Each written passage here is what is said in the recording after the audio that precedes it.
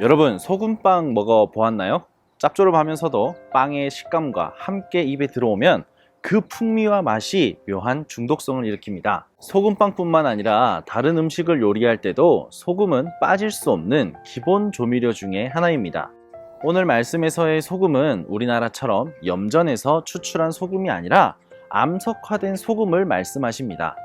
이스라엘 지역에는 암염이라는 형태의 소금이 많습니다. 그것을 잘게 부수어서 사용하게 되는데요. 이 잘게 부순 소금을 바닥에 뿌리면 바닥에 있는 흙모래와 크게 달라 보이지 않습니다. 물론 멀쩡한 소금을 바닥에 버리진 않지요.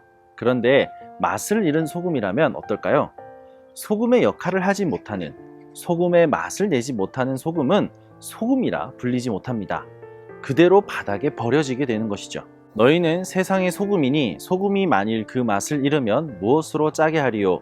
후에는 아무 쓸데없어 다만 밖에 버려져 사람에게 밟힐 뿐이라.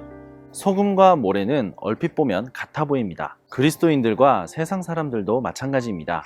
얼핏 보면 크게 달라 보이지 않죠. 그러나 그리스도인들은 소금처럼 아주 독특한 맛이 있습니다. 그것은 진리 되시며 우리의 구원자가 되시는 예수님을 드러내는 맛이 있습니다. 예를 들면 세상 사람들은 선한 일을 드러내는 데 있어 개인의 성품이나 인간의 됨됨이에 근거하여 드러내지만 그리스도인들은 더 깊은 수준의 진리, 즉 하나님 나라의 법과 말씀에 따라 선한 일을 드러냅니다. 그리스도인들은 세상 속에서 살지만 세상의 맛이 아닌 하나님 나라의 맛을 드러내며 살도록 부르심을 받았습니다. 그렇다면 어떻게 하나님 나라의 맛을 드러내며 살아야 할까요? 오늘 예수님이 말씀하신 소금의 특성을 살펴보면 우리가 어떻게 살아야 하는지 알아볼 수 있습니다. 첫 번째로 소금의 역할은 짠맛을 내는 것입니다. 우리는 소금처럼 그리스도의 맛을 내야 합니다. 그 맛은 곧 예수 그리스도의 사랑과 가르침을 삶으로 드러내는 것입니다. 예수님의 사랑과 가르침은 세상에서는 그렇게 인기 있는 모습은 아닙니다. 그 사랑의 맛을 드러내고 있노라면 때론 손가락질을 받을 때도 있고 무시받을 때도 있습니다. 그러나 예수님께서는 우리가 그 맛을 낼 수 있도록 우리와 항상 함께 하시겠다 말씀하셨습니다. 그 말씀을 의지하여 우리는 그리스도의 맛을 내기 위해 멈춤이 없어야 할 것입니다.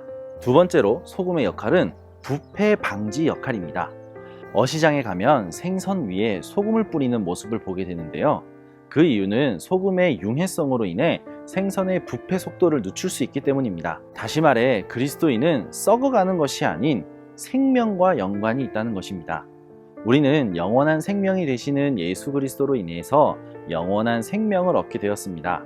그래서 우리의 역할은 세상 속에서 영원한 생명을 드러내는 삶, 매일매일 기쁨과 감사로 가득 찬 삶을 살아가는 것이 그리스도인의 역할이 되는 것입니다.